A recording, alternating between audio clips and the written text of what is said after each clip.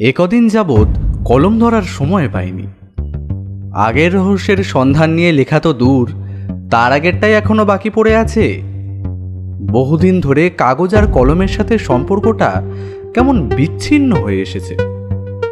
তার অবশ্যই একটা যথোপযুক্ত কারণ আছে, আর সেই কারণটা যেমন আশ্চর্যের তেমনই ভয়ানক। তার অবশ্যই একটা যথোপযুক্ত কারণ আছে, আর সেই কারণটা যেমন আশ্চর্যের তেমনই ভয়ানক।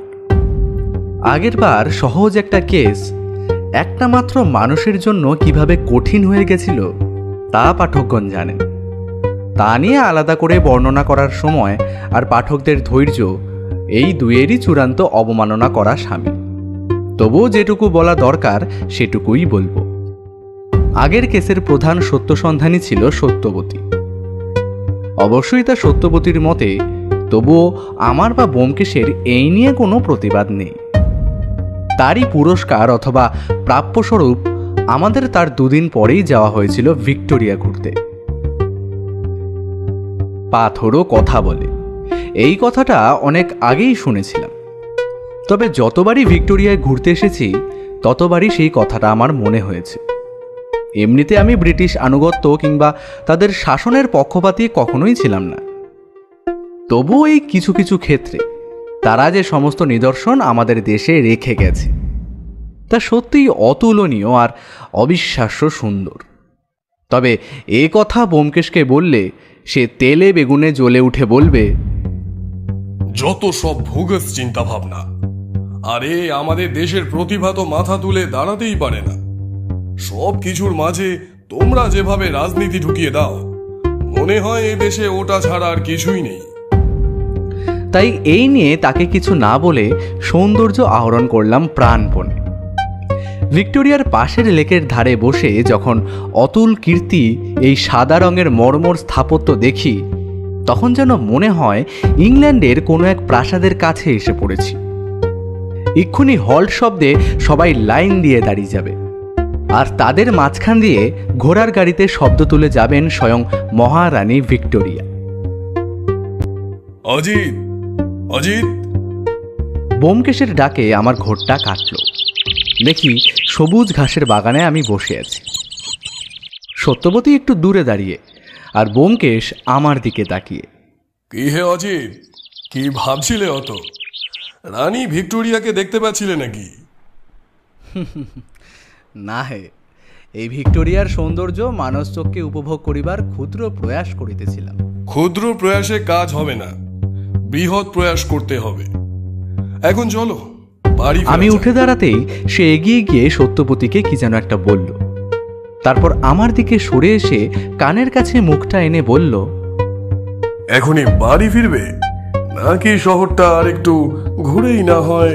ব্যোমকেশ এভাবে শহর ঘোরার কথা কখনো বলেন। আমার অবাক হওয়ারই কথা, কিন্তু আমার কেমন যেন শরীরটা খুব খারাপ লাগতে শুরু করলো। আমি বললাম, ব্যোমকেশ, আজ আর নয়, বাড়ি ফিরে চল, শরীরটা আজ আর ভালো লাগছে না। ব্যোমকেশ বেশ উত্তেজিত হয়ে বলল, সে কি হে, কই দেখি দেখি। তারপর আমার গলার কাছটায় হাত দিয়ে বলল, সামান্য গরম শরীর, একটা কাজ করো, যাবার সময় একবার ডাক্তারের কাছে ঘুরে যাওয়া যাক। আরে করো কি, সামান্য শরীরটা গরম হয়েছে এত ভেবো না। ব্যোমকেশ কি যেন একটা ভাবল, তারপর বলল, ওফ অজিত, চলো, যাওয়াটা দরকার। বলেই সত্যবতীকে ডাকল। এই সত্য, এদিকে একবার এসো তো, দেখো অজিতের জ্বর এলো নাকি। ব্যোমকেশ কোনো কথাই শুনল না আমার। প্রায় জোর করে দুজন মিলেই আমায় নিয়ে গেল ডাক্তারের কাছে। এই হলো আমার ভূমিকা। তারপর থেকে আমি আজ বিছানায় 4 দিন হলো। মাঝে মাঝে প্রবলভাবে শরীর কাঁপিয়ে জ্বর আসে, কিন্তু বেশিক্ষণ থাকে না, ছেড়ে যায়। ওষুধপত্র সব সত্যবতীই দেখছে। তবে আমার অবস্থা খুবই কাহিল। তবে এর মাঝে আর একটা নতুন ঘটনা ঘটেছে, সে কথাই এখন বলা যাক। যদিও পুরোটাই আমার ব্যোমকেশের মুখে শোনা, কারণ আমি এখন একটা আলাদা ঘরে একাই থাকি। আসল কথাটা হলো এরকম, আমার অসুস্থতার সাথে সাথেই ব্যোমকেশের হাতে একটা নতুন কেস এসেছে। যেদিন আমরা ভিক্টোরিয়া থেকে ফিরলাম তার পরদিনই আমাদের বাড়িতে এলেন একজন ভদ্রলোক। আমি নিজের চোখে কিছুই দেখিনি, সবটাই ব্যোমকেশের বর্ণনা। ভদ্রলোকের উচ্চতা প্রায় 5.5 ফুটের মতো, পায়ে চামড়ার জুতো, পরনে অতি সাধারণ পাঞ্জাবি আর ধুতি, চোখে চশমা যার মোটা কাচ দূরের জিনিস সুদৃশ্য করতে সাহায্য করে, গালে একটা ছোট কাটা দাগ আছে, মাথার চুল এক পাশে ঠেলে আছড়ানো, যার প্রায় বেশিরভাগই পাকা, তার একটা দাঁত সোনা দিয়ে বাঁধানো। ঘরে ঢোকার আগে তিনি খোলা দরজায় একবার নক করেন, তারপর বাইরেই জুতো খুলে আসতে যাচ্ছিলেন। ব্যোমকেশ বাধা দেওয়ার পর জুতো পরেই তিনি ভিতরে আসেন। তবে ব্যোমকেশের মনে হচ্ছিল তার হাতে একটা লাঠি থাকা দরকার ছিল। এরপরেও ব্যোমকেশ আরও অনেক বর্ণনা দিয়েছিল, যা শুনতে শুনতে আমি প্রায় অবাক হয়ে যাচ্ছিলাম। সামান্য সময় এতটা পর্যবেক্ষণ শুধু ব্যোমকেশের পক্ষেই সম্ভব। এবার তাহলে আসল কথাটা বলি। ভদ্রলোকের নাম মাধব অধিকারী, বাঙালি। তার আদি নিবাস পূর্ববঙ্গে, সেখান থেকে কাজের সূত্রে এখানে আসা।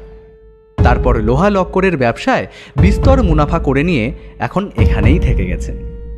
তার এক ছেলে আছে, তার নাম সনাতন। তাছাড়া স্ত্রী আর আছে একটা বিধবা বোন। মাসখানেক আগে ব্যবসায় তার একটা বড় ক্ষতি হয়। কোনো একজনের সাথে শেয়ারে অন্য একটা ব্যবসা করছিলেন।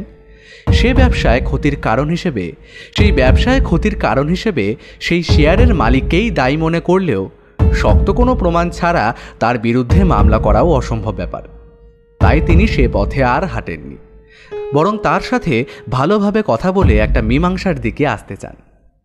এ অবস্থায় হঠাৎ করেই তার মনে হতে থাকে কেউ বা কারা যেন তার উপর নজর রাখছে। তিনি বাড়ি থেকে কারখানায় যাওয়ার পথে কিংবা বাড়িতেও মাঝে মাঝে তার মনে হয়েছে এই ব্যাপারটা। এবার তিনি পুলিশকে সমস্তটা জানিয়ে সাহায্য চাইতেই পারতেন, কিন্তু তাতে তার মনে হয়েছে ব্যাপারটা আরও জটিল হয়ে যাবে। তাই এই বিষয়ে তিনি ব্যোমকেশের সাথে পরামর্শ করতে এসেছেন। ব্যোমকেশের হাতে এই মুহূর্তে কোনো কেস ছিল না, একমাত্র সেই মূর্তিগুলো নিয়ে পরীক্ষা নিরীক্ষা করা ছাড়া। কিন্তু একজন লোকের সামান্য মনে হয়েছে যে কেউ তার উপর নজর রাখছে, তা নিয়ে নড়াচড়া করতে সে মোটেই রাজি নয়। অন্তত এটা আমার ভাবনা ছিল। কিন্তু ব্যোমকেশ যখন বলল, কেসটা নেওয়া দরকার ছিল অজিত, কেসটা নিলে হয়তো ভদ্রলোককে এভাবে সমস্যায় পড়তে হতো না। আমি বিছানায় উঠে বসেছিলাম। এই কয়েকদিনে আমার শরীর কিছুটা সুস্থ। ডাক্তারের মতে জলের জন্য পেটের কোনো সমস্যা হয়েছে, তাই এই জ্বর। আমি বললাম, সমস্যাটা কি? ব্যোমকেশ আমার দিকে তাকিয়ে বলল, ভদ্রলোক ভূতের ভয় পাচ্ছেন। এতদিন তার মনে হচ্ছিল তাকে কেউ অনুসরণ করছে। এখন সেটা এতটাই বাড়াবাড়ি হয়ে গেছে যে রাত্রে ঘুমোতে পারছেন না তিনি। ঘুমোলেই মনে হচ্ছে কেউ যেন তার মাথার কাছে জানলার ধারে দাঁড়িয়ে তাকে দেখছে। জানালা বন্ধ করে ঘুমোলেই তো হয়, আর তাছাড়া ঘরটাও বদলে নিয়ে দেখা যেতে পারে তো। সব চেষ্টাই করেছেন তিনি। আসলে ওনার বাড়ির সবকটা শোবার ঘরই দোতলায়, আর সেখানে প্রতি ঘরের বিছানার মাথার দিকে আছে একটা জানালা। বাড়িটা নাকি ওনার বাবার আমলে তৈরি, যদিও তৈরি করেছিলেন তিনি। তবে বাবার কোথায়? এবার বাবা অনেকদিন আগেই পরলোক গমন করেছেন আর রেখে গেছেন এই অদ্ভুতভাবে তৈরি বাড়িটা। সে বাড়িতে তুমি গেছিলে? হ্যাঁ, কেসটা নেব না করেও এই অদ্ভুত ব্যাপারটা আমায় একটু নাড়া দেয়, তাই গিয়েছিলাম ওখানে। ব্যোমকেশ এবার বাড়ির বর্ণনা দেওয়া শুরু করে। আমি চুপ করে শুনতে থাকি। বাড়ির সামনে বড় প্রশস্ত জায়গা, দুপাশে বাগান, মাঝে একটা চলার রাস্তা, 3 তলা বাড়ির ওপরের তলার ঠাকুর ঘর, নিচে রান্নাঘর আর বসার ঘর। খাবার জন্য ঢুকেই বড় একটা খোলা জায়গা। দোতলায় টানা লম্বা 4টে ঘর। একটায় থাকেন মাধব অধিকারী, আর একটায় তার স্ত্রী, অন্য দুটোয় ছেলে আর বিধবা বোন। কাজের লোক 2জন বাড়িতেই থাকে নিচের একটা ঘরে। বাড়ির পিছনে একটা ঝিল মতো আছে। বড় দরজা দিয়ে ঢুকেই লম্বা সিঁড়ি এক পাশ দিয়ে ঢুকে গেছে ওপরের দিকে। দোতলার অন্য পাশ দিয়ে সিঁড়ি গেছে 3 তলায়। দোতলার ঘরে বসেই কথা বলছিল ব্যোমকেশ। এই সমস্যাটা ঠিক কতদিন ধরে হচ্ছে বলে আপনার মনে হয়? প্রায় মাসখানেক বা তার থেকে একটু বেশি। রাত্রে ভয়টা ঠিক কেমন হচ্ছে যদি একটু খুলে বলেন। প্রথম যেদিন আপনার বাড়ি গেলাম তারপর দিন থেকেই এমনটা হচ্ছে। রাত্রে রোজকারের মতো খাওয়া দাওয়া সেরে শুতে এসেছি।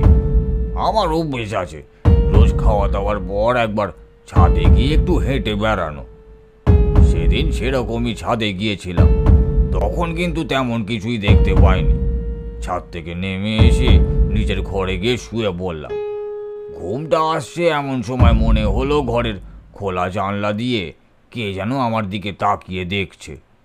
কথাটা শুনতে অদ্ভুত মনে হতে পারে, কিন্তু আসলেই তা সত্যি বলে আমার মনে হচ্ছিল, যেন আমি তাকালেই দেখতে পাবো তাকে। এতটা বলে থামলেন মাধব অধিকারী। আপনি নিশ্চিত যে কেউ আপনার জানালার বাইরে দাঁড়িয়েছিল? আপনার জানালা কিন্তু বাড়ির দোতলায়। একবার তো কার্নিশ বেয়ে যদি কেউ ওপরে আসে তাহলে কিন্তু তার পক্ষে জানালায় দাঁড়ানো সম্ভব। তবে তাহলে তো তাকে বাড়ির দারোয়ান দেখবেই। আমি নিশ্চিত ব্যোমকেশ বাবু, আমি জানি না কিভাবে সম্ভব হলো এটা। আমি নিজে দারোয়ানের সাথে কথা বলেছি, ভয়ও দেখিয়েছি, কিন্তু সে কাউকেই দেখেনি। অনেক বছরের দারোয়ান, অকারণে সে মিথ্যে কথা বলবে না। তাহলে আপনি বলতে চাইছেন যে আপনি যা দেখেছেন তা সত্যি? আচ্ছা, একবার আপনার স্ত্রীর সঙ্গে যদি কথা বলা যেত। দুঃখিত ব্যোমকেশ বাবু, ওরা কেউই এখন বাড়িতে নেই। শহরের বাইরে গেছে একটা নিমন্ত্রণ রক্ষা করতে। আপনি অন্য একদিন এলে তাদের সাথে দেখা হবে। আমি তারপর দারোয়ানের সাথেও কথা বলি, কিন্তু তেমন কিছুই জানা গেল না তার থেকে। এতটা বলে ব্যোমকেশ আমার দিকে তাকালো, তারপর একটু থেমে নিয়ে বলল, এই একটা ব্যাপারই আমার খটকা লাগছে। লোকটার হয় কোনো মানসিক সমস্যা আছে, আর না হয় ব্যাপারটা অতি গুরুতর। তাহলে কেসটাকে তুমি নিচ্ছ? কিন্তু এই কেসের তদন্তের শুরুটা করবে কোথা থেকে? সেটাই তো আমাদের প্রথম কাজ হবে অজিত। আচ্ছা, তুমি কি এখন সুস্থ বোধ করছো? যদি করো তাহলে কাল তোমায় একটা দায়িত্ব দেব, আর যদি না করো তাহলে আমাকেই যেতে হবে। আসলে আমি আর বেশি দেরি করতে চাইছি না, কারণ যদি মাধব অধিকারীর কথা সত্যি হয় তাহলে একটা খুন হয়ে যাওয়ার আশঙ্কা উড়িয়ে দেওয়া যাচ্ছে না। হ্যাঁ, একটু সুস্থই বোধ করছি। একটু হাঁটাচলা করলে বোধহয় বাকিটাও ঠিক হয়ে যাবে। কিন্তু যাব কোথায়? ব্যোমকেশ আমার কাঁধে হাত রেখে বলল, তুমি যাবে মাধব অধিকারীর অফিসে, আর আমি যাব কাল বলবো তোমায়। এখন শুয়ে পড়ো তুমি, আজকের দিনটা বিশ্রাম নাও। কাল থেকে শুরু হবে আমাদের যাত্রা। পরদিন সকালে ব্যোমকেশের দেওয়া ঠিকানা মিলিয়ে আমি গিয়ে পৌঁছলাম মাধব অধিকারীর কারখানায়। শরীরটা আগের থেকে অনেকটাই ঝরঝরে লাগছে। কারখানাটা একটা বড় রাস্তার এক পাশে, অনেকটা জায়গা নিয়ে তৈরি। কারখানার সামনে একটা বড় গেট। সেখানে দাঁড়িয়ে থাকা দারোয়ান আমায় জিজ্ঞেস করলো, किसको मांगता? কিসকো মাংতা? তা আমিও যে জানি না তার তাকে বললাম না। ব্যোমকেশের দেওয়া একটা কার্ড নিয়ে তাকে দেখতেই সে আমাকে বলল, साहेब के साथ मुलाकात करना है, लेकिन वो तो अभी तक आया नहीं। আমি ভিতরে গিয়ে অপেক্ষা করলে কি অসুবিধা হবে? তোমার সাহেব কিন্তু আমায় অপেক্ষা করতে বলেছেন। সে একবার ভাবল, মাথা চুলকে নিয়ে তারপর বলল, साहेब बोला है तो आप जाइए। বলে গেটটা খুলে দিল। আমি ভেতরে যেতেই লোহা লক করে টুংটাং শব্দ পেলাম। আমি ডান দিকে তাকাতেই একজন মেকানিক গোছের কাউকে একজন দেখতে পেলাম। তাকে বললাম, ভাই শুনছো, এই অফিস ঘরটা কোন দিকে? অফিসে এসে ঢুকতেই ভেতর থেকে একজন লোক উঠে দাঁড়িয়ে বলল, হ্যাঁ বলুন। আমি নমস্কার করে বললাম, নমস্কার, আমি আসলে মিস্টার অধিকারীর সাথে দেখা করতে এসেছি। বলেই তাকে কার্ডটা দেখালাম। আমি বসে আছি, লোকটি খাতায় কি যেন একটা লিখছে। আমি একটু কেশে নিয়ে আমার কাজ শুরু করলাম। আপনি কি এই কারখানার ম্যানেজার? আগে হ্যাঁ, আমি অমর সামন্ত। এই কারখানার পুরোটা আমিই দেখাশোনা করি। আপনি কতদিন ধরে এখানে আছেন? প্রায় বছর 7 হবে। কিন্তু কেন বলুন তো? না মানে এমনিই জানতে চাইলাম। আপনাদের এই মালিক ভদ্রলোক কি রোজ আসেন কারখানায়? হ্যাঁ, তিনি রোজই আসেন ওই 12টা নাগাদ। ও আচ্ছা, তাহলে তো আমায় অনেকক্ষণ অপেক্ষা করতে হবে। একটু হেসে নিয়ে আবার তিনি নিজের কাজে মন দেন। এবার আমি দ্বিতীয় কাজটা শুরু করি। আচ্ছা, আপনাদের মালিক মানে মাধব অধিকারীর কি ইদানিং কোনো পরিবর্তন লক্ষ্য করেছিলেন? এবার ভদ্রলোক একটা অদ্ভুত দৃষ্টিতে তাকালেন, তারপর বললেন, কে বলুন তো আপনি? আমি একটু ভেবে নিলাম, তারপর বললাম, আমি আসলে একটা কাজের জন্য এখানে এসেছি। মাধব অধিকারী আসতে বলেছিলেন, তাই আসলে শুনেছিলাম ওনার নাকি ইদানিং কোনো মাথার সমস্যা হয়েছে, তাই জানতে চাইলাম। এবার ম্যানেজার ভদ্রলোক যেন একবার স্বতন্ত্র হয়ে চারিদিকে দেখে নিলেন। একবার দেখে নিলেন, তারপর বললেন, ঠিকই বলেছেন আপনি। ইদানিং ওনার মনে হচ্ছে কারা যেন ওনাকে ফলো করছে বারবার, কিন্তু মাথা খারাপ বা অন্য কোনো সমস্যা কিন্তু দেখা যায়নি আর। আমি বুঝলাম আমার ঠিক করে রাখা রাস্তাতেই চলছে গাড়ি, তাই বললাম, আগে কি কোনোদিন এমন কোনো সমস্যা দেখেছিলেন? একদমই না, বরং ওনার মাথা ভীষণ পরিষ্কার। অনেক কাজ যা আমার করতে অনেক সময় লাগে তা তিনি তাড়াতাড়ি করে ফেলতে পারতেন। তবে ওই ওনার পার্টনারের সাথে একটা ব্যবসা নিয়ে ঝামেলা হবার পর থেকেই এমনটা হচ্ছিল। আমি বুঝলাম আমার আর কিছুই জানার নেই, তাই বললাম, এই পার্টনারের কথা আপনি কি কিছু জানেন? এবার সে আমায় হতাশ করল। সে সেই পার্টনারের নাম জানে না। আমি একবার ঘড়ি দেখে নিয়ে বলি, আচ্ছা আমি একটু বাইরে থেকে ঘুরে আসি। হ্যাঁ। তিনি নিজের কাজে মন দিতেই আমি বাইরে বেরিয়ে আসি। তারপর একই কায়দায় বাইরের দুজন মেকানিকের সাথে কথা বলি। তারাও সবই একই কথা জানায়, মাধব অধিকারীর মাথায় কোনো গণ্ডগোল ছিল বলে তাদের অন্তত জানা নেই। তবে কানাঘুষো তারা শুনেছে সেই ফলো করার ব্যাপারটা। আমি বাড়ি ফিরে এসে দেখি ব্যোমকেশ তখনও আসেনি। আমি স্নান সেরে অপেক্ষা করতে করতে কখন যে ঘুমিয়ে পড়েছি তা আমার মনে নেই। যখন ঘুমটা ভাঙল তখন দেখি বিকেল হয়ে এসেছে। উঠে বসার ঘরে গিয়ে দেখি ব্যোমকেশ তার চেয়ারের ওপর বসে খুব মন দিয়ে একটা পুরনো খবরের কাগজ দেখছে। আমি বললাম, এই আমায় ডাকলে না কেন? ও, তুমি উঠে পড়েছো? আসলে তোমার শরীরের কথাটা ভেবেই তোমাকে আর ডাকলাম না। শরীরের কথা ছাড়ো, সব ঠিক আছে। তুমি কোথায় বেরিয়েছিলে বলো তো? মাধব অধিকারী সেই পার্টনারের সাথে একবার দেখা করতে গিয়েছিলাম, কিন্তু লাভ খুব একটা হলো না। তোমার কথা বলো। কারখানার ম্যানেজার আর কর্মচারীরা সবাই বলল মাধব অধিকারীর নাকি মাথার কোনো সমস্যা নেই, তবে ওই ফলো করার ব্যাপারটা প্রায় সবাই জানে। আচ্ছা, তাহলে মাধব বাবুর মাথায় কোনো গন্ডগোল নেই বলছো? তুমি কার সাথে দেখা করতে গেছিলে? মাধব বাবুর সন্দেহ তার সেই বিজনেস পার্টনার অলোকেশ চান্দিয়ালি এসবের পেছনে, তাই তার সাথেই একটু কথা বলতে হলো। জানতে পারলে কিছু? জানতে পারলাম অজিত, কিন্তু যা জানতে পারলাম তাতে কেসটা আরো ঘোরালো হয়ে গেল। আমার সন্দেহ ছিল এই অলোকেশ চান্দিয়ালি মাধব বাবুর পিছনে লোক লাগিয়েছেন, কিন্তু তার কথা শুনে মনে হলো তৃতীয় কেউ আছে এই কেসে। হেয়ালি করো না তো ব্যোমকেশ, সবটা খুলে বলো আমায়। উফ, আরেকটু সময় দাও অজিত, আরেকটু। আগে আমি নিজে ভালোভাবে ব্যাপারটা বুঝে নিই, তারপর না হয় তোমায় বলবো।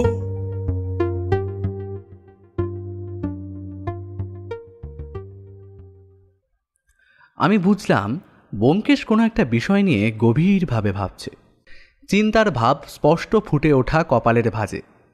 এসবই জানান দিয়ে যায় কেসটা সত্যিই সহজ নয়। আমি আর কি করি, অকারণে বসে না থেকে আমিও চোখ বুজে ভাবতে লাগলাম সবকিছুই। একজন বড়লোক ব্যবসায়ীর সদ্য একটা ব্যবসায় কিছুটা ক্ষতি হয়েছে, অথচ সে আইনানুগ কোনো ব্যবস্থাই নিতে চাইছে না। তারপর থেকেই তার মনে হচ্ছে কেউ বা কারা তাকে যেন ফলো করছে। সেটা এতটাই তীব্র মাত্রায় যে রাত্রে ঘুমের ঘোরেও তার মনে হচ্ছে তাকে কেউ যেন দেখছে, অথচ তার মাথার কোনো সমস্যা নেই, অন্য সব কাজ তার স্বাভাবিক। তার মানে তার মনে হওয়াতে কোনো ভুল নেই। তবে যে জানালার কাছে তিনি কাউকে দেখতে পাচ্ছেন সেটা দোতলায়। কোনো সাধারণভাবে সেখানে বেশি সময় ধরে দাঁড়িয়ে থাকা সম্ভব নয়। তাহলে আসল রহস্যটা কি?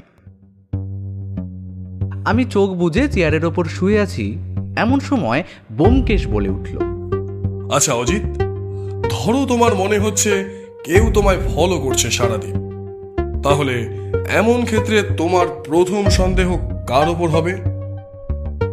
আমি চোখ খুলে সোজা হয়ে বসে বললাম, এ তো অতি সাধারণ ব্যাপার।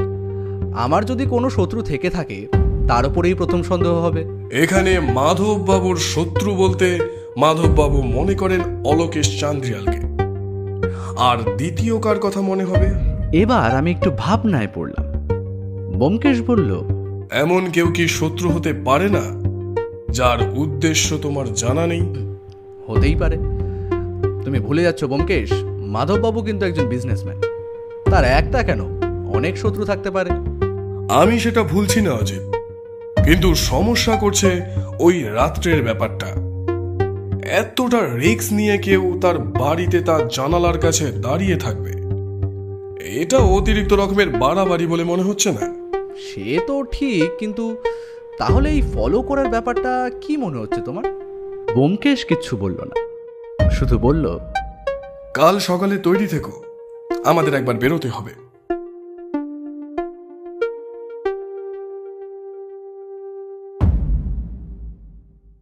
পরদিন সকালে ব্যোমকেশের ডাকে আমার ঘুম ভাঙল।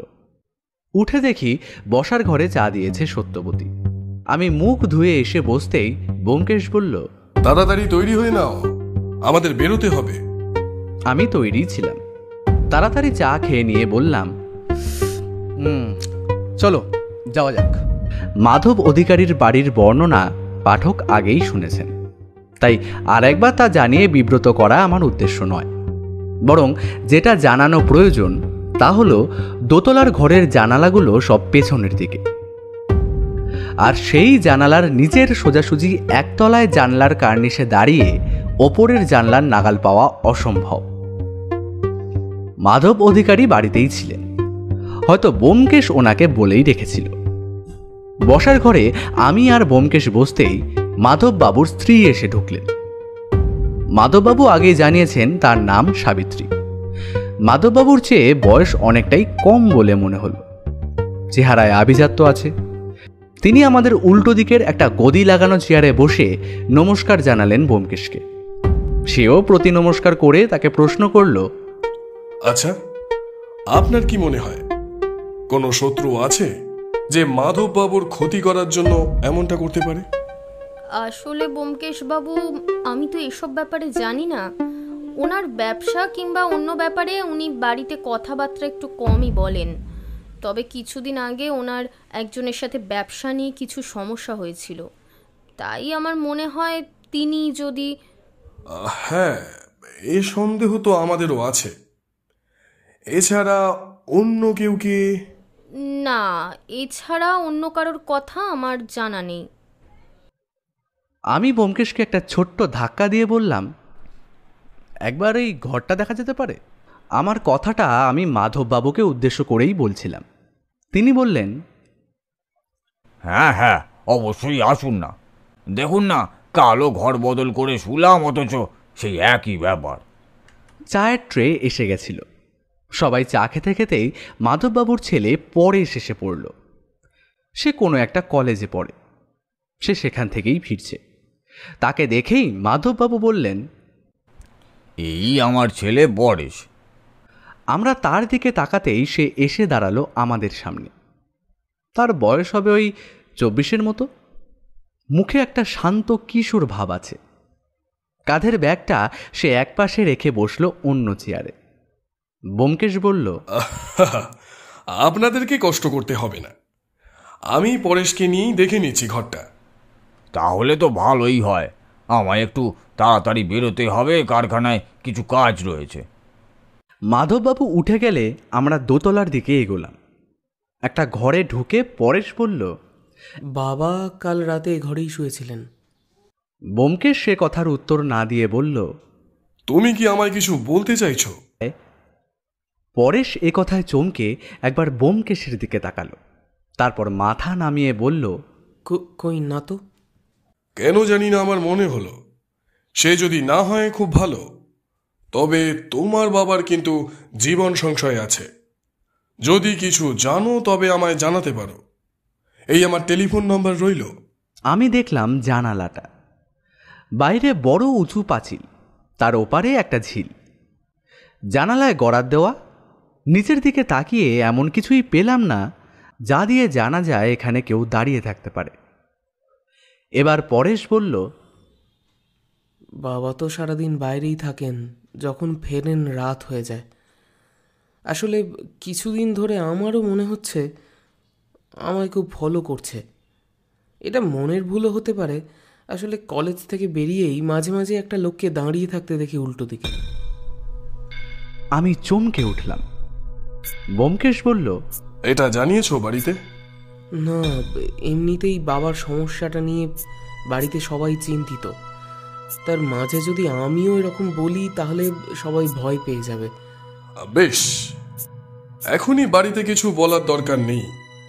যদি সেই লোকটাকে দেখো তাহলে আমায় জানাবে, আর ভালো করে চিনে রাখার চেষ্টা করবে তাকে।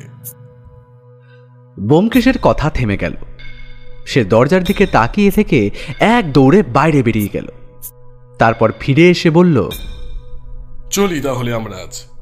বলে একবার পরেশের কাঁধ ঝাঁকিয়ে বেরিয়ে এলো ব্যোমকেশ। আমিও তার পিছনে বেরিয়ে এলাম। বাইরে আসতেই মনে হলো কে যেন সিঁড়ি দিয়ে নেমে গেল এইমাত্র, কিন্তু আমরা তাড়াতাড়ি নিচে নেমেও কাউকে দেখতে পেলাম না। আমরা নিচে নামতেই সাবিত্রী দেবী নিচের একটা ঘর থেকে বেরিয়ে এলেন। আমাদেরকে দেখে বললেন, চলে যাচ্ছেন আপনারা? হ্যাঁ, আমাদের একটু অন্য কাজ আছে। আচ্ছা, মাধব বাবুর বোনকে তো দেখলাম না। ও তো রান্নাঘরে আছে। এই মাধবী, মাধবী, একবার এদিকে আয় তো। হাক ডাকে যে এসে দাঁড়ালো তাকে মাধববাবুর বোন বলে চিনতে সন্দেহ হয় না। ব্যাপারটা পরিষ্কার করে দিলেন সাবিত্রী দেবী নিজেই। মাধব মাধবী যমজ, মাত্র কয়েক মিনিটের বড় মাধববাবু। তাকে ব্যোমকেশ প্রশ্ন করল, আপনার দাদার শত্রু কে থাকতে পারে, ওই ব্যাপারে আপনি কিছু বলতে পারেন? দাদার যে কেউ শত্রু থাকতে পারে তাই আমার বিশ্বাস হয় না। তবে বৌদির মুখে শুনেছিলাম যে ব্যবসা নিয়ে নাকি একজনের সঙ্গে ঝামেলা হয়েছিল। ঠিক আছে, পরে দেখা হবে তাহলে। আর হ্যাঁ, আপনারাও একটু সাবধানে থাকবেন। বলে আমরা বেরিয়ে এলাম। আমি বললাম, তাহলে কি বুঝলে ব্যোমকেশ? যা বুঝলাম অজিত, সমস্যা আরো বেশি ভয়ঙ্কর, আরো বেশি জটিল। একটা খুন না হয়ে যায় আবার। আর এ ব্যাপারে কোনো কথা হলো না আমাদের। রহস্যের জালে জড়িয়ে থাকা ব্যোমকেশ বাকি রাস্তা কি যেন ভাবতে ভাবতে ফিরল। আর আমিও বুঝতে পারলাম আমার জ্বরটা আবার বাড়ছে। ব্যোমকেশের ধারণা যে অমূলক হয় না তা আমার থেকে ভালো বোধ হয় বেশি কেউ জানে না। কাল বাড়ি ফিরে আসার পর আর তেমন কিছুই ঘটেনি। সারা বিকেলে ব্যোমকেশ তার ডায়েরিতে কিসব যেন লিখল, তারপর তা নিয়েই সারাক্ষণ বসে রইল। শুধু একবার প্রশ্ন করল, আচ্ছা অজিত, তোমার যদি প্রাণের ভয় থাকে আর তোমার যদি অনেক টাকার সম্পত্তি থাকে, তাহলে প্রথম তুমি কি কাজ করবে? আমি ঠিক উত্তর দিতে পারলাম না। আসলে যদি আমার কাছে অনেক টাকা থাকতো তাহলেই হয়তো আমি উত্তর দিতে পারতাম। ব্যোমকেশ আর কিচ্ছু বলল না, শুধু নিজের মনে বলল, একটাই সূত্র, একটা মাত্র, কিন্তু মোটিভটা কি? বলে হাওয়ায় একবার হাত চালিয়ে বলল, খেলাটা জমে উঠেছে। কোনটা আসল খেলা বা কোন খেলার কথা ব্যোমকেশ বলতে চাইছিল তা আমি জানি না। তবে অনেক রাত্রে একবার টেলিফোন বেজে উঠতেই ব্যোমকেশ দৌড়ে গিয়ে সেটা তুলল। যেন এটার জন্যই সে অপেক্ষা করছিল সারাদিন ধরে। কথা বলার পর আমার কাছে এসে বলল, একটা আলো পাওয়া গেছে, তবে সেটার উপর ভিত্তি করে থাকতে গেলে অনেক দেরি হবে। একটা কিছুর জন্য অপেক্ষা করতে হবে। অপেক্ষা কিন্তু আর করতে হলো না, কিন্তু যেটা ঘটল তার জন্য আমি কিংবা ব্যোমকেশ কেউই প্রস্তুত ছিলাম না। আমি কোন ছাড়, ব্যোমকেশ যখন সকালে ফোনটা পেল তার মুখের কথা থেমে গেল। ফোনটা রেখে আমার দিকে তাকিয়ে বলল, অজিত, একটা বড় সড়ো কিছু ঘটতে চলেছে সেটা আমি জানতাম, কিন্তু সেটা যে এমন কিছু তা আমি আশা করতে পারিনি। আমি তার মুখের দিকে তাকিয়ে বললাম, কি হয়েছে ব্যোমকেশ? খুন হয়ে গেছে একটা, অজিত, খুন। কে? মাধব অধিকারী? না, সেটাই তো আমি আন্দাজ করেছিলাম, কিন্তু খুনটা হয়েছে তার ছেলের, পরেশ অধিকারীর। সে কি? সে তো ছোট ছেলে, তার প্রতি আক্রোশ কার থাকতে পারে? এই এক মিনিট, কালই তো সে আমায় বলেছিল যে তাকে কেউ অনুসরণ করছে, তাহলে সেটা মিথ্যে নয়। না অজিত, এত তাড়াতাড়ি এমন কিছু হয়ে গেল? আচ্ছা চলো একবার সেখানে যাওয়া যাক, আশা করি পুলিশের মধ্যেই এসে গেছে। মাধববাবুর বাড়ি পৌঁছতেই বাইরে পুলিশের গাড়ি দেখা গেল। ভেতরে ঢুকতেই দেখা পাওয়া গেল মাধববাবুর। কেমন যেন বিধ্বস্ত দেখাচ্ছে তাকে, যদিও তাই স্বাভাবিক, পুলিশ মৃতদেহ একটু আগেই নিয়ে গেছে। ঘরের মাঝে সে এক অন্যরকম পরিস্থিতি। কালই এ বাড়িতে এসেছি, তবু আজ যেন এ একটা অন্য জায়গা। ব্যোমকেশ গিয়েই প্রথম পুলিশ অফিসারের সাথে কথা বলল।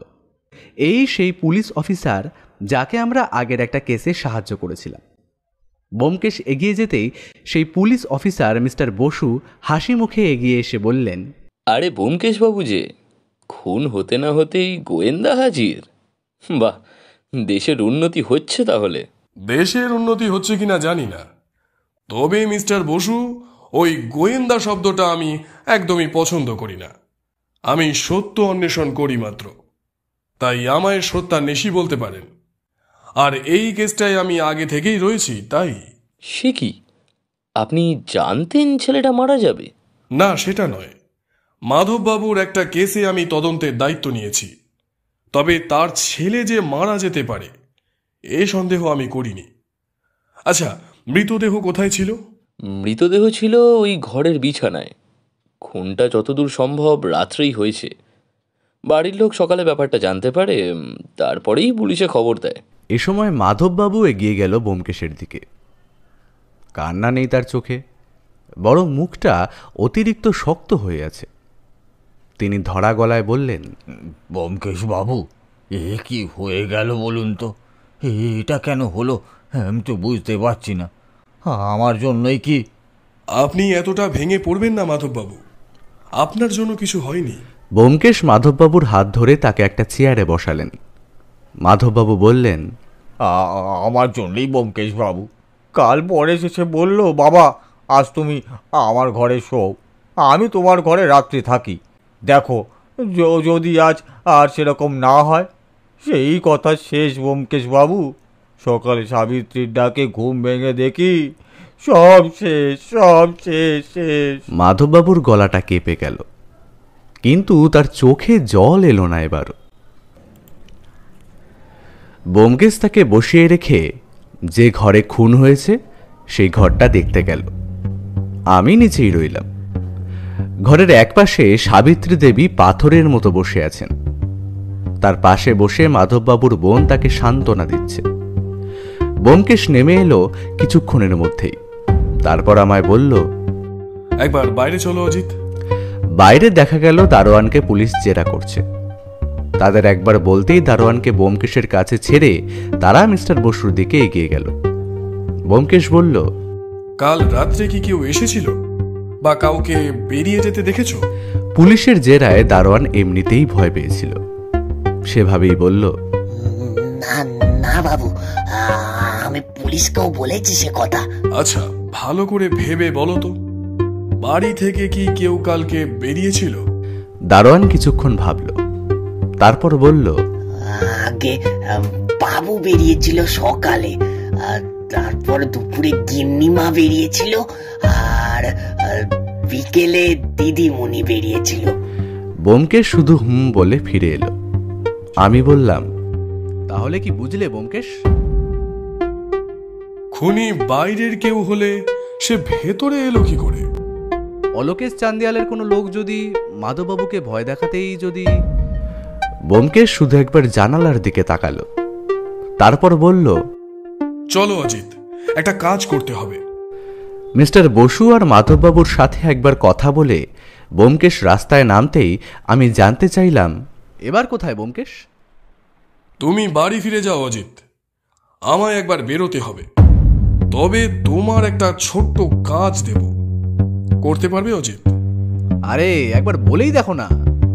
ব্যোমকেশ যে কাজটা করতে বলল তা কিন্তু আদৌ ছোট ছিল না। আমি আর ব্যোমকেশ যখন একসাথে হলাম তখন প্রায় সন্ধে হয়ে এসেছে। নিজের চেয়ারের ওপর গা এলিয়ে দিয়ে ব্যোমকেশ বলল, তাহলে ব্যাপারটা এত দূর পর্যন্ত বিস্তৃত। আমি শুধু ভেবে যাচ্ছি অলোকেশ চান্দিয়াল লোক লাগিয়ে সব করাচ্ছেন। আচ্ছা, তুমি কোথায় গেছিলে? প্রথমে মাধব অধিকারী কারখানা, তারপর সেখান থেকে থানায়, মাঝে পরেশের কলেজের কাছেও একবার যেতে হলো। এবার শুধু একবার মাধব বাবুর ডাক্তারের সঙ্গে দেখা করতে হবে। আবার ডাক্তার কেন? এই তুমি কি ভাবছো বলো তো? অলোকেশ চান্দিয়াল যদি এসব না করায় তাহলে আসল খুনি কে? সেটা জানার জন্যই তো আমাদের একবার ডাক্তারের কাছে যেতে হবে। ডাক্তারের নাম কি?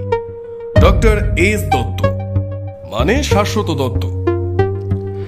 ডাক্তারের ঠিকানাটা ব্যোমকেশ কখন জোগাড় করেছিল তা আমার জানা নেই। আসলে রহস্য ঘনে উঠলে ব্যোমকেশ এমন অনেক কিছুই আমার থেকে এড়িয়ে যায় তা আমি জানি। ওর ভাবনা আর আমার ভাবনা যে সবসময় মেলে না তা বলাটা অত্যুক্তি করা হবে। সে যাই হোক, পরদিন সকালে আমরা গিয়ে পৌঁছলাম ডক্টর শাশ্বত দত্তের চেম্বারে। বাইরে একটা সাদা ফলকে তার নাম লেখা, ডক্টর শাশ্বত দত্ত, MBBS, কলকাতা। বাইরে বসতেই একজন এসে দাঁড়ালো, একজন বয়স 24-এর মহিলা। আমাদের দিকে হাসি মুখে তাকিয়ে বলল, আপনাদের কি কোনো অ্যাপয়েন্টমেন্ট আছে? ব্যোমকেশও ততটাই হাসি এনে বলল, আপনি গিয়ে বলুন আমরা মাধব অধিকারীর বাড়ি থেকে আসছি।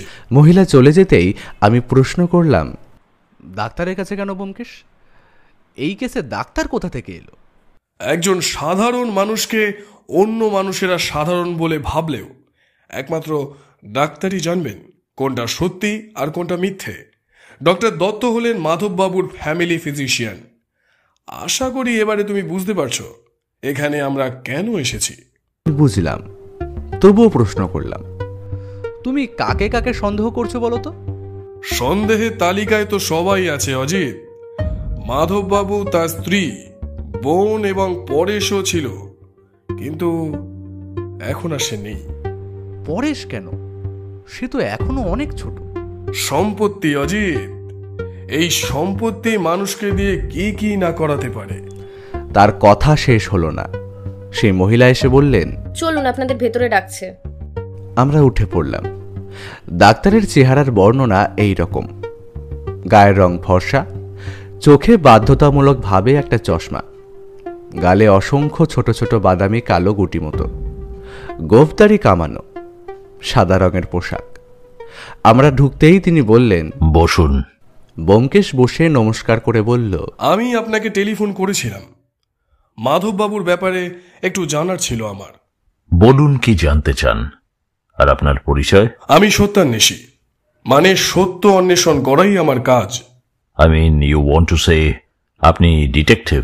না, আসলে ডিটেকটিভ শব্দটা আমার ঠিক পছন্দ নয়, তাই সত্যান্বেষী। ওয়েল, বলুন তাহলে আমি কি সাহায্য করতে পারি? মাধববাবু ছেলের মৃত্যুর খবরটা শুনেছেন নিশ্চয়ই? অফকোর্স, আমি ওদের ফ্যামিলি ডাক্তার, আর তাছাড়া মাধবের সাথে আমার প্রায় বন্ধুর মতো সম্পর্ক। ভেরি স্যাড নিউজ, একটা বাচ্চা ছেলে এভাবে। তিনি থামলেন, তারপর সরু চোখে তাকিয়ে বললেন, আপনি কি তাহলে এই কেসের ইনভেস্টিগেশনেই? কিছুটা তাই, তবে আমার মাধববাবুর ব্যাপারেই জানার ছিল। আর তা আপনি ছাড়া ভালোভাবে কেউ বলতে পারবে না। ওয়েল, বলুন, I will try my best. Madhab বাবুর কি কোনো মানসিক সমস্যা ছিল? একটু ভেবে বললেন ডাক্তার। Of course not. সেরকম কিছু তো আমার মনে হয়নি কখনোই। কেন বলুন তো? না, মানে সাধারণ পাগলামি কিংবা ওই ধরনের কোনো সমস্যা নয়। যেমন ধরুন ভুল দেখা, মানে হ্যালুসিয়েশন বা অকারণ ভয় পাওয়া। ডক্টর দত্ত মাথা উঁচু করে ভাবতে লাগলেন, তারপর বললেন, হ্যাঁ, একটা ব্যাপার ছিল। মানে ওর ছোটবেলায় কোনো একটা ট্রমা থেকে ব্যাপারটা হয়েছিল, যেন কেউ ওকে সবসময় দেখছে, এমন একটা সমস্যা ছিল। তবে তা অনেক আগে। একটা অ্যাংজাইটির ওষুধ ওর চলতো, সেটা নিলে আর কোনো সমস্যা হতো না। আমি অবাক হয়ে ব্যোমকেশের দিকে তাকালাম। ব্যোমকেশ কিন্তু টেবিলের দিকেই তাকিয়ে আছে। সেভাবে তাকিয়ে থেকেই বলল, আপনাকে যদি বলা হয় এমন কোনো ওষুধ দিতে যাতে আপনি মাধববাবুর সেই আগের সমস্যাটাই আবার ফিরিয়ে আনতে পারবেন, তাহলে আপনি কি করবেন? এসব কি বলছেন আপনি? আমি এমন করতে যাব কেন? টাকার জন্য ডাক্তার, টাকার জন্য। বলে টেবিলের ওপর একটা চাপড় মেরে ব্যোমকেশ বলল, আপনি টাকার জন্য মাধববাবুকে ভুল ওষুধ দিয়েছেন, যাতে সে আবার আগের মতন মানসিক সমস্যায় পড়ে। এবার ডাক্তার চেয়ার ছেড়ে উঠে দাঁড়ালেন, তারপর বললেন, হাউ ডেয়ার ইউ! আপনি আমার চেম্বারে দাঁড়িয়ে আমাকেই দোষারোপ করছেন মিথ্যে। আমি আপনাকে পুলিশে দেব।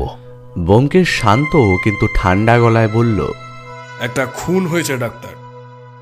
আপনি যদি সব সত্যি বলেন তাহলে হয়তো আমি আপনাকে বাঁচাতে পারি, নইলে কিন্তু বিপদ।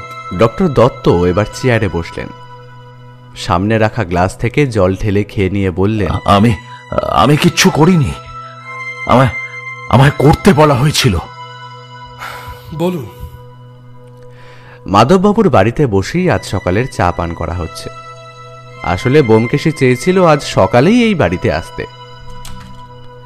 মাধববাবুকে বলতে তিনি একটুও আপত্তি করলেন না, তাই আজ সকালেই আমাদের এই বাড়িতে আগমন। এমন একটা খুনের পর পুলিশ যে বারবার আসবে তা খুবই স্বাভাবিক। খুনের অস্ত্র নাকি পাওয়া গেছে বিছানার পাশেই। ব্যোমকেশ মাধববাবুর দিকে তাকিয়ে বলল, আপনার কোনো উইল করা আছে? হ্যাঁ, সে তো অবশ্যই। তবে সে উইলটা এবার বদলাতে হবে বোধ হয়। কেন? উইলে আমার ছেলেকে সম্পত্তির বেশি অংশ দেওয়া ছিল, তবে শর্ত সাপেক্ষে তাকে আমার স্ত্রী আর বোনকে দেখাশোনা করতে হবে। কিছু আমার স্ত্রীর নামে আর অল্প কিছু বোনের জন্য। এবার তো তা বদলাতে হবে। ভেবেছেন কিছু এই ব্যাপারে? ভেবেছি পুরো সম্পত্তিটাই একটা অনাথ আশ্রমে দান করে যাব।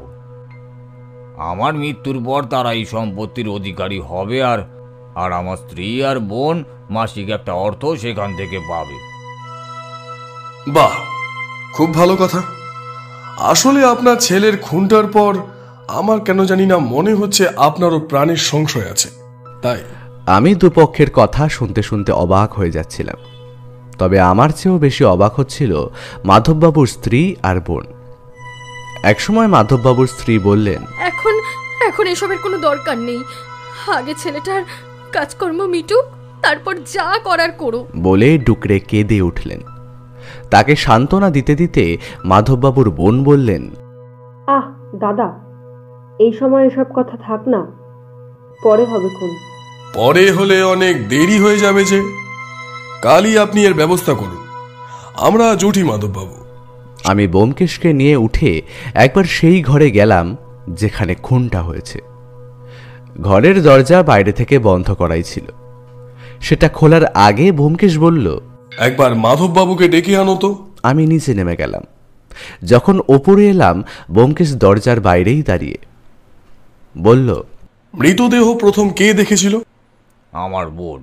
ও অনেক সকালে ঘুম থেকে ওঠে, দরজা খোলা দেখে ও কি দেয়, আর তখনই দেখে এই দৃশ্য। তার মানে দরজা খোলা ছিল, কিন্তু দরজা খোলা থাকার কারণ কি? আসলে এ বাড়িতে কেউ দরজা বন্ধ করে ঘুমায় না, সবাই দরজা খুলে রেখেই ঘুমায়। এটাই চলে আসছে। ব্যোমকেশ মুখের কাছে হাত এনে দরজা দেখতে দেখতে বলে, তার মানে খুনিকে কোনো বেগই পেতে হয়নি। ঘরের ভেতর বিছানায় সাদা কাপড় বিছানো, এর মাঝেই পড়েছিল পরেশের নিষ্প্রাণ দেহটা। ব্যোমকেশ কিন্তু বিছানার দিকে গেল না, বরং বাকি ঘরটায় ঘুরে কি যেন একটা খুঁজতে লাগলো। একসময় মাধববাবুকে বলল, এই ঘর থেকে কি কিছু সরানো হয়েছে?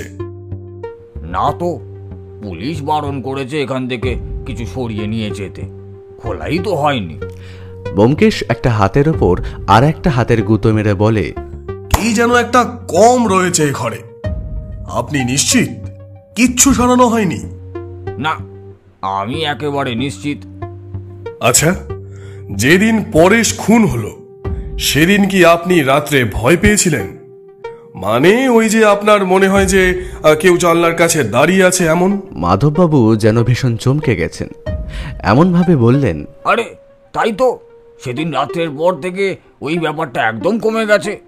ব্যোমকেশ একটা অদ্ভুত ভাবে হাসলো শব্দ না করে। ব্যোমকেশ আর কিছু বলে না, চিন্তিত মুখে বাইরে বেরিয়ে আসে। তারপর বলে, যত তাড়াতাড়ি সম্ভব উইলটা বদলে নিন। উইল বদলানোর জন্য এত তাড়াহুড়োর কি আছে আমি বুঝলাম না। বাইরে বেরিয়ে ব্যোমকেশকে প্রশ্ন করলে সে শুধু হাসল। তারপর বলল, অজিত, তোমার শরীর সম্পূর্ণ সুস্থ তো? হ্যাঁ, কেন বলো তো? কারণ আজ দুপুর পর্যন্ত হয়তো আমাদের ফেরা হবে না। কিন্তু কেন? আমরা কোথায় যাচ্ছি? আমরা কোথাও যাচ্ছি না অজিত, আমরা অপেক্ষা করব একজনের জন্য। বলে ব্যোমকেশ তার সেই এক পেশে হাসিটা হাসল। আমার বুকের ভেতরটা ধক করে উঠল। এই হাসিটা ব্যোমকেশ তখনই হাসে যখন কোনো কেসের সমাধান সে করে ফেলে। আমি ভাবলাম একবার তাকে জিজ্ঞাসা করি, কিন্তু তার যে কোনো ফল হবে না তা ব্যোমকেশের মুখ দেখেই বোঝা যাচ্ছে। প্রায় দুপুরের মাঝামাঝি পর্যন্ত আমরা অপেক্ষা করলাম মাধববাবুর বাড়ির বাইরে এবং ছোট্ট একটা দোকান ঘরের কাছে। এটা চায়ের দোকান, শুধু তো আর বসে থাকা যায় না, তাই আমরা পরপর 4 কাপ করে চা খেলাম। পঞ্চম কাপের জন্য বলবো কিনা ভাবছি, এমন সময় ব্যোমকেশ বলল, চলে এসো অজিত। আমি চায়ের দোকানের টাকাটা মিটিয়ে কোনো রকমে দৌড়ে ব্যোমকেশের পিছু নিলাম। দুপুরে শহরের রাস্তা মানুষে ভরা।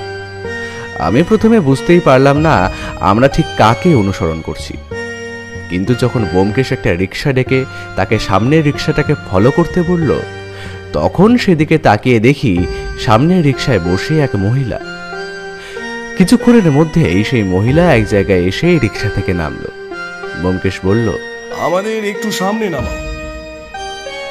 আমরা নামতে নামতে সেই মহিলা একটা কারখানার মতো জায়গায় এসে দাঁড়িয়েছে, আর আমি অবাক হয়ে দেখলাম এটা মাধববাবুর সেই কারখানা। আমরা দূর থেকেই দেখলাম সেই মহিলা গেটের বাইরে দাঁড়িয়ে দারোয়ানকে কি যেন বলতেই সে ভিতরে চলে গেল। আর মহিলা আরো একবার এদিকে ওদিকে তাকালেন। আমরা তাড়াতাড়ি ভিড়ের মধ্যে মিশে গেলাম, কিন্তু তার মুখ ততক্ষণে আমি দেখে নিয়েছি। কাপড়ের আঁচল দিয়ে মুখটা অর্ধেক ঢাকা। আমি রুদ্ধশ্বাসে বললাম, ব্যোমকেশ, এ তো। ব্যোমকেশ আমার দিকে কটমট করে তাকাতেই আমি থেমে গেলাম।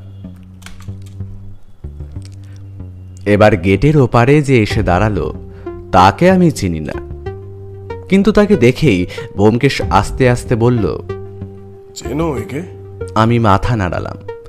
ব্যোমকেশ বলল, এ হলো কুখ্যাত চোর মদনলাল, যদিও তা তার ছদ্মনাম।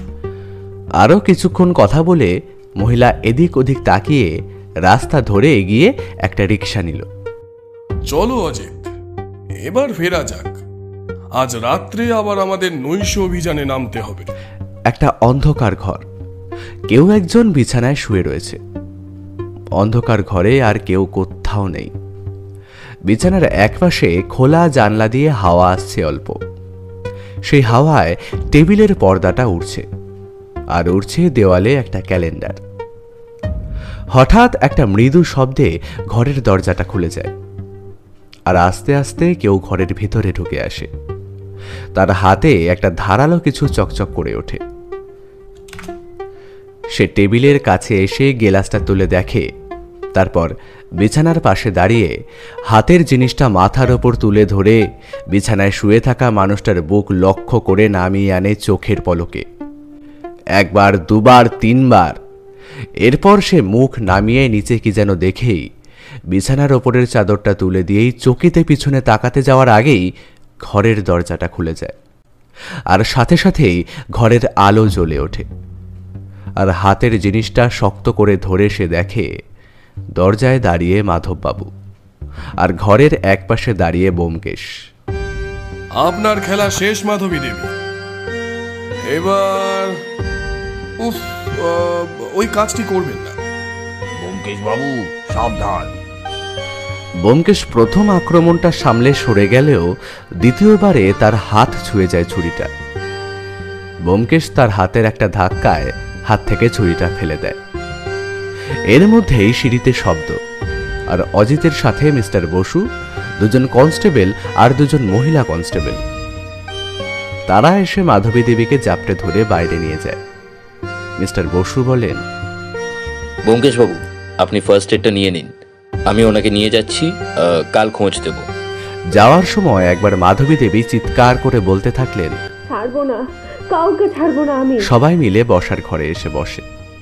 মাধববাবু মাথায় হাত দিয়ে বসে আছেন, তার স্ত্রী পাশে রয়েছে। আমি ব্যোমকেশের হাতে ফার্স্ট এড লাগাচ্ছি। সামান্য আঘাত, তবে রক্ত বেরোচ্ছে। মাধববাবুর স্ত্রী বলেন, কিন্তু ও এমন করলো কেন? কি চাহিদা ছিল ওর? ব্যোমকেশ হাতটা নিজের দিকে টেনে নিয়ে বলে, প্রতিশোধ স্পৃহা। মাধবী দেবী নিজের মতে বিয়ে করেছিলেন, যা এ বাড়ির কারোরই পছন্দ ছিল না। এমনকি ওনার স্বামীর অসুস্থতায় এ বাড়ি থেকে কেউ সাহায্যটুকুও করেনি, তাই তো মাধববাবু? হ্যাঁ তাই, একটু নিচু জাতের ছেলেকে বিয়ে করেছিল। বাবা মানেননি, আমি বা মানবো কি করে? কিন্তু পরেশ ওর কি ক্ষতি করেছিল বলুন তো? পরেশ নয়, লক্ষ্য ছিলেন আপনি। মনে আছে সেদিন আপনারা ঘর বদল করেছিলেন, তাই আপনাকে মারতে গিয়ে ভুল করে ওর খুন হয়ে যায়। কিন্তু কেন? শুধুই কি প্রতিশোধ? আপনার সমস্ত সম্পত্তির জন্য ওরা পরিকল্পনা করছিল। আপনার তো জানা উচিত মাধবী দেবীর ছেলে চুরির দায়ে জেল খাটছিল। হ্যাঁ, ও আমায় বলেছিল ওকে ছাড়ানোর কথা, কিন্তু একটা চোরকে আমি ছাড়বো না বলেই দিয়েছিলাম। সে রাগ আর ক্ষোভ জমছিল ওদের মনে। মার ছেলে মিলেই পরিকল্পনা করছিল আপনাকে সরিয়ে দেবা। এর মাঝেই অলোকেশ চান্দিয়ালের সঙ্গে আপনার ঝামেলা ওদের কাছে সুযোগ এনে দেয়। আপনার হয়তো মনে নেই, ছোটবেলায় আপনার একটা সমস্যা ছিল, একটা ভয়, যেন কেউ আপনাকে ফলো করছে সব সময়। সেটা মাধবী দেবী জানতেন। এই কাজে তাকে সাহায্য করেন আপনারই বন্ধু ও ফ্যামিলি ডাক্তার। সে আপনার বোনকে চিনত ও জানত। হয়তো তার সাথে হওয়া ভুলের জন্যই তাকে সাহায্য করে। ওরা ভেবেছিল আপনার মাথা খারাপ হয়ে গেলে আর সবটা গুছিয়ে নিতে সুবিধা হবে, কিন্তু এর মাঝে আমি এসে পড়ি। ওরা ভয় পেয়ে যায়। মাধবী দেবীর ছেলে এবার পরেশকে ফলো করতে শুরু করে। হয়তো অপহরণ করবেই ভেবেছিল, কিন্তু যেদিন আমায় পরেশ সে কথা বলেছিল সেদিনই বাইরে থেকে তা শুনে নেয় মাধবী দেবী। তারপর সেদিন রাত্রে পরেশ আমায় জানায় সেই লোকটার মুখটা অনেকটা আপনার মতোই। এখানেই আমি গুলিয়ে ফেলি, ভাবতে থাকি আপনার অন্য কোনো সন্তানের কথা। কিন্তু এর মাঝেই পরেশের খুন হয়, আর আপনি সেদিন তার ঘরেই শুয়েছিলেন। কাল ওই ঘরে ঢুকে এই যেন একটা নেই মনে হয়েছিল। পরে মনে পড়ে যে ওই গ্লাসের কথা, ওতে ঘুমের ওষুধ ছিল, তাই পরেশ কোনো বাধা দিতে পারেনি। আসলে আপনি হলে আপনিও তা পারতেন না। মাধববাবুর স্ত্রী বলেন, আপনার মাধবীর ওপরে সন্দেহ হলো কখন? যখন জানলাম ওনারা যমজ, আর সেই পরেশকে ফলো করা লোকটি পরেশবাবুর কারখানায় কাজ করলেও তার সাথে একজন মহিলা দেখা করতে আসে। তাই তো মাধববাবুকে বলে উইলের কথাটা বলালাম, যাতে ওরা খুব তাড়াতাড়ি কিছু করে। আর আমি জানতাম আজই ওরা দেখা করবে। সব দেখলেও হাতে নাতে ধরার জন্য অজিতকে পুলিশের কাছে পাঠিয়ে আমি অপেক্ষা করলাম ওই ঘরে। বাকিটা তো সবার সামনে। মাধববাবু মাথা তুলে বললেন, আমি অন্ধ হয়েছিলাম অকারণ রাগে। আমি যদি সব মেনে নিতাম তাহলে আমার ছেলেটা আজ। ব্যোমকেশ উঠে গিয়ে তার কাঁধে হাত রাখল, বলল, অতীত ভুলে যেতে হয় মাধববাবু। যা হয়ে গেছে তা নিয়ে না ভেবে আগের কথা ভাবো। আশা করছি সব ঠিক হয়ে যাবে। বাড়ি ফিরে ব্যোমকেশ চেয়ারে গায়ে দিয়ে দিল। সত্য, এই সত্য, একবার এদিকে এসো। সত্য এসে দাঁড়াতেই বলল, আজ এক মহিলা খুনির হাতে পড়েছিলাম, একটুর জন্য বেঁচে গেছি। সত্যবতী হাতের চোট দেখে বলল, পরের উপকার করতে গিয়ে নিজে কাণ্ড বাঁধিয়ে নিয়ে আসো। সত্যর চোখটা ছলছল করে উঠল। এই হলো নারী চরিত্র অজিত। কেউ খুন করতেও হাত কাঁপে না, আর কেউ সামান্য আঘাত দেখেই উপকার। আরে কিচ্ছু হয়নি আমার। আরে আমায় মারতে গেলে তো। ব্যোমকেশের কথা শেষ হলো না, তার আগেই সত্যবতী তার মুখে হাত চাপা দিল। তার গাল বেয়ে এক ফোঁটা জল নেমে এলো। মাধববাবু কিন্তু এর মাঝেও একদিন এসেছিলেন।